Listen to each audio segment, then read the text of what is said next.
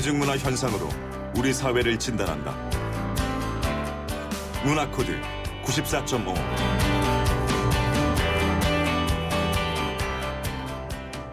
네, 매주 화요일에는 뉴스 안에 담긴 다양한 대중문화의 코드를 읽어봅니다. 문화코드 94.5. 오늘도 정덕현 문화평론가 함께하겠습니다. 어서 오세요. 안녕하세요.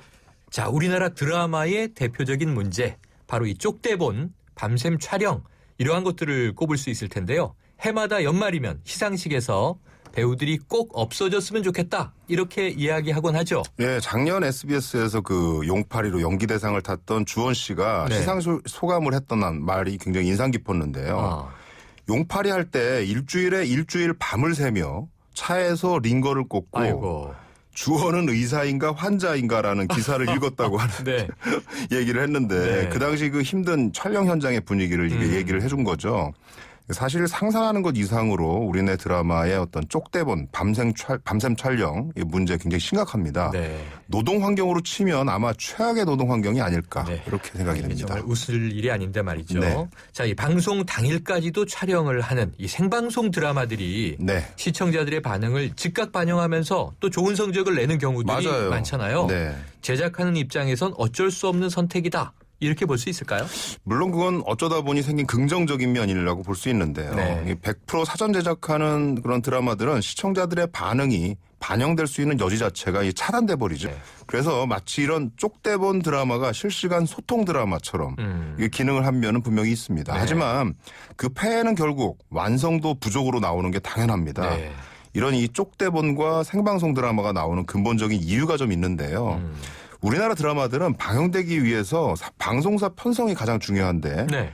편성이 확정돼야 작품이 만들어진다는 거죠. 결국 네. 편성이 늦게 결정이 나거나 그러면 이게 도미노 효과를 내면서 계속 이제 힘들어지는 거죠. 네. 사전에 제작하는 분량이 결국 적어지다 보니까 나중에는 실시간 드라마가 되어버리는 상황이 되는 거죠. 그럼 뭐 제작사만의 문제다, 이렇게 볼 수는 없을 텐데요. 그럼요. 전반적으로 같이 문제가 있는 거죠. 네. 그런데 올해 우리나라 드라마의 키워드가 바로 이 사전 제작이다, 이렇게 꼽을 정도로 네. 미리 제작된 드라마들이 줄줄이 방영 예정이라면서요. 예, 이렇게 된 게 이제 시청자들의 어떤 수준이 굉장히 높아져서인 것 같은데요. 네. 과거보다 더 높은 수준의 완성도를 지금 요구하고 있습니다. 그런 것 같아요. 그래서 방송사도 또 외주 제작사도 일찍 그 편성을 확정시켜 놓고 사전 제작에 들어가고 있습니다. 이 KBS에서 이 방영될 예정인 이 송혜교, 송중기 주연의 네. 태양의 후예, 굉장히 기대가 큰 작품인데요. 또 이영애 씨가 출연한다고 해서 벌써 범아시아적으로 화제가 되고 있는 그 SBS의 사임당 더 허스토리. 기대작이죠. 네. 요즘 또 대세인 박서준, 박형식, 고아라가 출연하는 이 화랑 더 비기닝. 네. 다 사전 제작돼서 이 작품은 7월, 8월경에 KBS에서 방영된다고 합니다. 그렇군요. 또 보보경심 여라는 작품은 이 네. 중국 소설 원작인데요. 이준기, 김성균, 강하늘이 출연하는 사전 제작 드라마고요. 네. 김우빈, 수지 주연의 함부로 애틋하게도 KBS에서 방영 예정인 어떤 네. 사전 제작 드라마입니다. 지금 방송되고 있는 이 치즈 인 더 트랩, 이 작품도 반사전 제작으로 진행이 돼서 촬영이 곧 끝날 예정이라고 합니다. 그렇군요. 그런데요, 네. 올해 이렇게 사전 제작 드라마가 많아진 배경에는 중국이 있다, 이게 무슨 얘기예요? 좀 예상을 약간 하셨을 수도 있을 것 같습니다. 이거 바로 이 맞는 얘기인데요. 결국 사전 제작은 그 든든한 제작비, 투자, 그다음에 회수 가능성, 이게 굉장히 중요한 건데요. 네. 중국이 새로운 드라마의 어떤 시장으로 등장을 하면서 이 부분을 상당히 해결해 줬다는 겁니다. 그렇군요. 이 포문을 최근 연 작품은 이 별에서 온 그대라고 볼 수 있는데요. 네. 2014년도에 방영된 이 작품 이후에 한국 드라마는 이 중국의 인터넷 통해서 이제 방송 송출이 되잖아요. 네. 이게 회당 3억 원까지 받는 좋은 기회를 갖게 됐습니다. 아하. 그런데 이게 치솟은 이 한국 드라마 인기 때문에 중국 정부가 이 규제가 들어오잖아요. 네. 그래서 해외 수입 드라마에 대한 사전 심의제를 지금 뒀는데 아이고.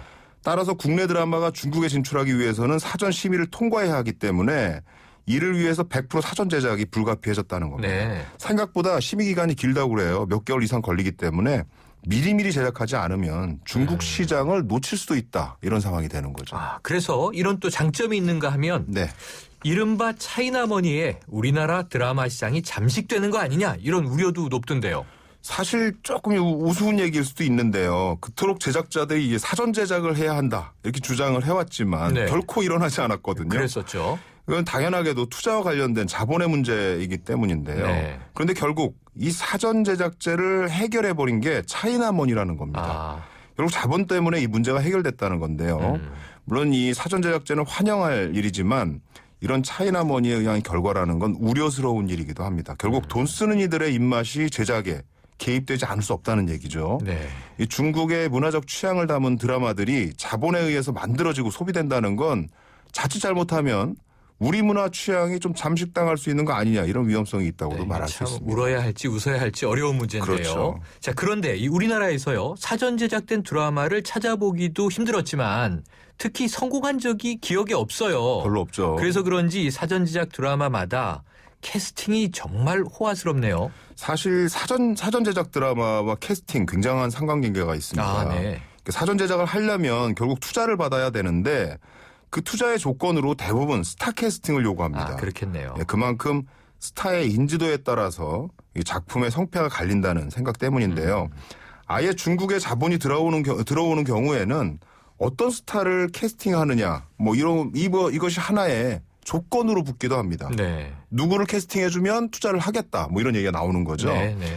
외국의 경우 작품보다 이 스타가 나오는 것만으로 화제가 되기도 하고 성공하는 경우도 굉장히 많은데요. 하지만 국내는 좀 다릅니다. 스타보다 중요한 게 작품이죠. 맞아요. 그래서 사전 제작 드라마가 잘 안 되는 이유 중 하나는 스타에 들이는 비용이 어마어마한 데 비해서 작품에 들이는 비용은 상대적으로 적어지는 그 이유 때문이라고 그런 생각됩니다. 또 이제 속내가 있었군요. 네. 자, 이번엔 사전 제작 드라마가 시청자들에게 좀 큰 호응 얻을 수 있을까요? 또 그렇다면 우리나라 드라마 환경이 좀 변화될 수 있겠습니까? 사전 제작 드라마가 성공하려면 사실은 탄탄한 대본이 기본입니다. 이게 우선이죠. 네네. 그 다음에 연출이고 그 다음이 캐스팅입니다.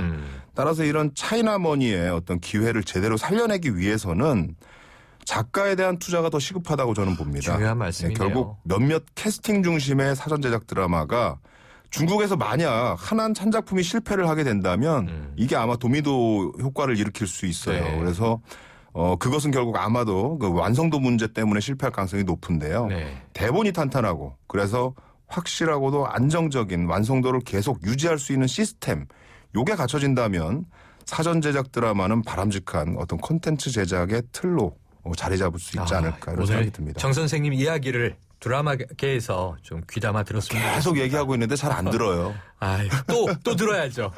또 강조해야 되겠습니다. 네. 오늘 말씀 감사합니다. 감사합니다. 지금까지 문화코드 94.5 정덕현 문화평론가였습니다.